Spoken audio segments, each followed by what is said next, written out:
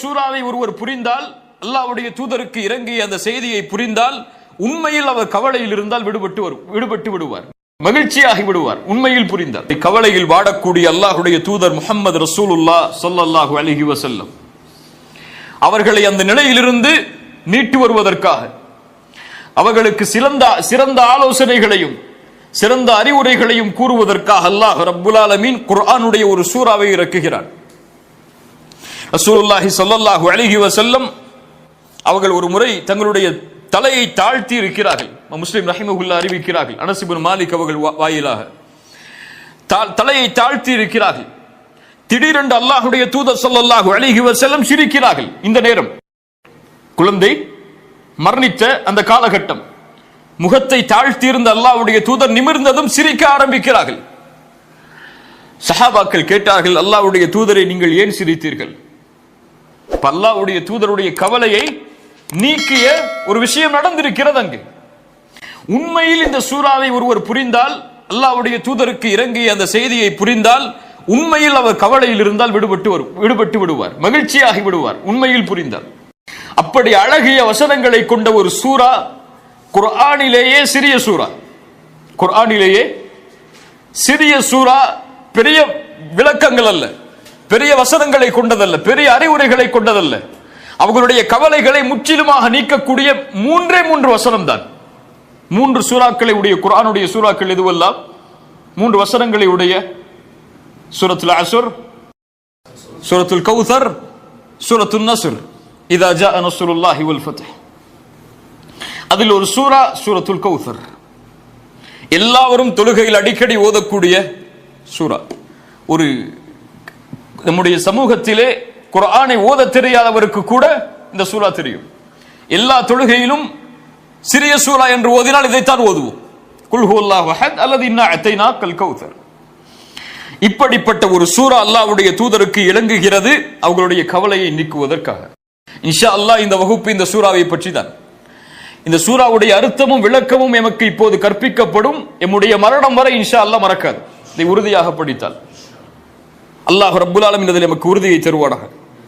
பிஸ்மில்லாஹிர் ரஹ்மானிர் ரஹீம். அல்லாஹ் இறக்குகிறான், அல்லாஹ்வுடைய தூதர் சொல்கிறார்கள், அல்லாஹ் இறக்கிறான் இந்த சூராவை, இன்னா அத்தைனாக்கல் கௌசர் ஃபஸல்லி லிரப்பிக வன்ஹர் இன்ன ஷானியக ஹுவல் அப்தர். அவ்வளவுதான். இதை ஓதியவுடன் அல்லாஹ்வுடைய தூதர் சிரிக்க ஆரம்பிக்கிறார்கள். அவர்களுடைய கவலை எல்லாம் நீங்கி விடுகிறது. அவர்களுடைய முகம் சந்திரனை போன்று பிரகாசமாகி விடுகிறது. அனஸ் இப்னு மாலிக் சொல்கிறார்கள், 3 வரிதான் தன்னுடைய ரப்பு தனக்கு சொல்லக்கூடியது. அல்லாஹ் ரசூலுக்காக மட்டுமே இறக்கிய சூரா. யாரை பத்தியும் இங்க பேசல, யாரை பத்தியும் இங்க பேசல. நபியே, இது உங்களுடைய சூரா, உங்களுக்காகவே இறக்கப்பட்ட சூரா. இன்னா அத்தைனாக்கல் கௌசர். இன்னா என்ற அரபி மொழியில் என்ன அர்த்தம்? நிச்சயமாக நாம், உறுதியாக நாம். இன்னா, இன்னி, அன, இந்த 3 முறை அர்த்தம் தான். அல்லாஹ் ரப்புல் ஆலமீன் இன்னி என்ற வார்த்தையை பயன்படுத்துவான் அவனை பற்றி அவன் சொல்லும் பொழுது. இன்னனி அனல்லாஹ், நான் அல்லாஹ், நிச்சயமாக நான் தான் அல்லாஹ். லா இலாஹ இல்லா அன, என்னை தவிர வணங்க தகுதியானவன் யாரும் இல்லை என்று இன்னி அன என்ற வார்த்தை அல்லாஹ் அவனோடு சேர்த்து பயன்படுத்துவான், அவனை பற்றி சொல்லுவதற்கு பயன்படுத்துவான். ஆனால் இன்னா என்றால் அவனுடைய படைப்புகளை பற்றி அல்லாஹ் சொல்லும் பொழுது, அவனுடைய செயல்களை பற்றி அல்லாஹ் சொல்லும் பொழுது இன்னா என்ற வார்த்தை அல்லாஹ் பயன்படுத்துவான். இன்னா நஹ்னு நஸ்ஸல்னா ذிக்ர் வ இன்னா லஹு லஹாஃபிதூன். நாம் தான் இந்த குர்ஆனை இறக்கினோம், நாம் தான் இதை பாதுகாப்போம். இன்னா அன்ஸல்னாஹு ஃபீ லைலத்தில் கத்ர், இதை நாம் லைலத்துல் கத்ருடைய இரவில் இறக்கினோம். இப்படி குர்ஆனிலே அல்லாஹ் அவனுடைய செயல்களை பற்றி சொல்லுவதற்கு இன்னா என்ற வார்த்தையை அல்லாஹ் பயன்படுத்துவான். இன்னா நூனுல் அஸமா, அல்லாஹ் இங்கே பயன்படுத்தக்கூடிய இந்த நூன் நாம் என்றால் யாரை அல்லாஹ் சொல்கிறான்? அவன் ஒருவன் தானே. யாரை அல்லாஹ் சொல்கிறான்? அவனைத்தான் அல்லாஹ் சொல்கிறான். ஆனால் நாம் என்ற வார்த்தை அல்லாஹ் பயன்படுத்துவது இதற்காக, மகத்துவத்திற்காக. நாம் என்ற ஒரு மகத்துவத்தை அல்லாஹ் வெளிப்படுத்துவதற்காக அல்லாஹ் இன்னா என்ற வார்த்தையை அல்லாஹ் இங்கே பயன்படுத்துகிறான். இன்னா அஅத்தைனா கல் கௌசர். அஅத்தைனாக, ஆதா என்றாலும் அத்தா என்றாலும் ஒரே அர்த்தம் தான். ஆத்தா அலிஃப் தா, ஆத்தா என்றாலும் அத்தா என்றாலும் அரபியில் ஒரே அர்த்தம் தான். அது தா, இது தா. ஆத்தா அத்தா. ஆனால் அல்லாஹ் ரப்புல் ஆலமீன் இங்கே பயன்படுத்தக்கூடிய அத்தா கொஞ்சம் வித்தியாசமானது. ஆத்தா என்றால் பொதுவாக அல்லாஹ் கொடுக்கக்கூடியது. வ ஆதாக்கும் மின் குல்லி மா சஅல்துமூ, நீங்கள் கேட்டதை எல்லாம் அல்லாஹ் ரப்புல் ஆலமீன் கொடுத்திருக்கிறான். வ ஆதாக்கும், அல்லாஹ் பொதுவாக எல்லா அருட்கொடைகளையும் சொல்லுவதற்கு ஆதாக்கும் என்று சொல்லுவான். ஒரு விசேஷமாக ஒன்றை அல்லாஹ் உங்களுக்கு கொடுப்பதற்கு அத்தா என்று அல்லாஹ் சொல்லுவான். அத்தைனாக, நபியே நாம் உமக்கு கொடுத்திருக்கிறோம். கொடுத்தவன் யார்? எல்லாவற்றையும் அல்லாஹ் தான். எம்மிடத்தில் இருக்கக்கூடிய எதுவும் எமக்கு சொந்தமானது கிடையாது, எல்லாம் அல்லாஹ்வுக்குரியது தான். எமக்கு அல்லாஹ் ஒரு குழந்தையை கொடுத்தாலும் அது யாருடையது தான்? அல்லாஹ்வுடையது தான். அல்லாஹ் எமக்கு பெற்றோர்களை கொடுத்திருந்தாலும் அதுவும் யார் கொடுத்தது தான்? அல்லாஹ் கொடுத்தது தான். அவன் ஆடவில்லை என்றால் கொடுத்திருக்க மாட்டான். அப்படியே இல்லையா? இயற்கையாக அமைந்தது இல்லையே. இயற்கையாக அமைந்தால் எல்லோருக்கும் அமையும். அல்லாஹ் ஒருவருக்கு கொடுத்து ஒருவருக்கு கொடுக்கவில்லை என்றால் அது அல்லாஹ்வுடைய நாட்டம். உங்களுடைய நிஅமத்தில் எதை நீங்கள் கணக்கிட்டாலும் அது வமா பிக்கும் மின் நிஅமத்தின் ஃபமின் அல்லாஹ், அது அல்லாஹ்விடமிருந்து வந்ததுதான். அத்தைனாக, அல்லாஹ் உங்களுக்கு விசேஷமாக ஒன்றை கொடுத்திருக்கிறார். அது என்ன? அல் கௌசர். அல் கௌசர் என்றால் கசுர், கசீர். எல்லாருக்கும் தெரியும் என்ன அர்த்தம்? கசீர், அதிகமானது. இன்னா அத்தைனாக அல் கசீர், அதிகமானவற்றை உங்களுக்கு நாங்கள் கொடுத்திருக்கிறோம். மொழி ரீதியான மொழிபெயர்ப்பு இதுதான். இன்னா அத்தைனாக அல் கௌசர், அதிகமானவற்றை. அந்த அல் கசீர் என்றாலும் அதிகம்தான், அல் கௌசர் என்றாலும் அதிகம்தான். அல் கசீருக்கும் கௌசருக்கும் என்ன வித்தியாசம்? அல் கௌசர் அதிகத்திலும் அதிகம், அதிகம் உருவாகக்கூடிய சோர்ஸ். அது அதிகம் அதிகமாகிக் கொண்டே இருக்கும். அதை அளவிடவே முடியாது, கணக்கிடவே முடியாது. அப்படிப்பட்ட அதிகமானவற்றை உங்களுக்கு நாம் கொடுத்திருக்கிறோம். இப்னு அப்பாஸ் ரலியல்லாஹு அன்ஹு சொன்னார்கள், அல் கௌசர் என்றால் அல் கைருல் கசீர். மொழி ரீதியான அர்த்தம் அதிகமான நலவுகள். அல்லாஹ் என்ன ரசூலுக்கு அதிகமான நலவுகளை கொடுத்தான்? நபியே உங்களுக்கு இந்த தீனை கொடுத்திருக்கிறோம். எத்துணை நபிமார்கள் சுமந்து வந்த தீன் அது, இப்ராஹிமின் தீன் அது. அல்லாஹ்வுடைய தூதருடைய பணியின் நோக்கம் என்ன? நபியை நீங்கள் அனுப்பப்பட்டது நோக்கம் என்ன? இப்ராஹிமுடைய தீனை முழுமைப்படுத்துவது. இப்ராஹிம் தொடங்கி வைத்த அந்த தீனை மறுபடியும் புதுப்பித்த அந்த தீனை முடிப்பதுதான். வஅத்மம்து அலைக்கும் நிஅமதி, அதை பூர்த்தி செய்கிறோம். அல்லாஹ் அந்த அருளை கொடுத்திருக்கிறான். நபிமார்களுடைய வரிசையில் பிறக்கக்கூடிய, வம்சத்தில் பிறக்கக்கூடிய வாய்ப்பை அல்லாஹ் கொடுத்திருக்கிறான் முஹம்மது ரசூலுக்கு ஸல்லல்லாஹு அலைஹி வஸல்லம். குர்ஆன் பல பல அர்த்தங்களை, பல சிந்தனைகளை உருவாக்கக்கூடிய வசனங்கள், வார்த்தைகள். அவர்களுக்கு ஒரு வார்த்தை பேசினால் பல அர்த்தங்கள் அதில் உள்ளடக்கப்படும். அதிகமான நபித்தோழர்கள், சந்ததியில் பெரும்பான்மையான எண்ணிக்கையுடைய உம்மா, புகழில் வரஃபஅனா லக திக்ரக், ஒவ்வொரு நாளும் தூதருடைய புகழை அல்லாஹ் உயர்த்தி கொண்டே இருக்கிறான். ஒவ்வொரு நிமிடமும் உயர்கிறது. அஷ்ஹது அன்ன முஹம்மது ரசூலுல்லாஹ் என்ற சாட்சியின் மூலமாக. இப்படி எல்லாவற்றிலும் நபியே உங்களுக்கு அல்லாஹ் அதிகரிப்பை கொடுத்திருக்கிறான். அத்தைனாக அல் கௌசர். ஆனால் அல் கௌசருடைய வடிவம் என்ன? மொழி ரீதியான அர்த்தம் அதிகரிப்பு. அல் கௌசருடைய வடிவம், அல்லாஹ்வுடைய தூதர் ஸல்லல்லாஹு அலைஹி வஸல்லம் சொன்னார்கள், ஃபஇன்னஹு நஹருன், அது ஒரு ஆறு. அல்லாஹ் ரப்புல் ஆலமீன் அதை எனக்கு மறுமையில் வாக்களித்திருக்கிறான். சொர்க்கத்தில் அல்லாஹ் எனக்கு வாக்களித்திருக்கிறான்.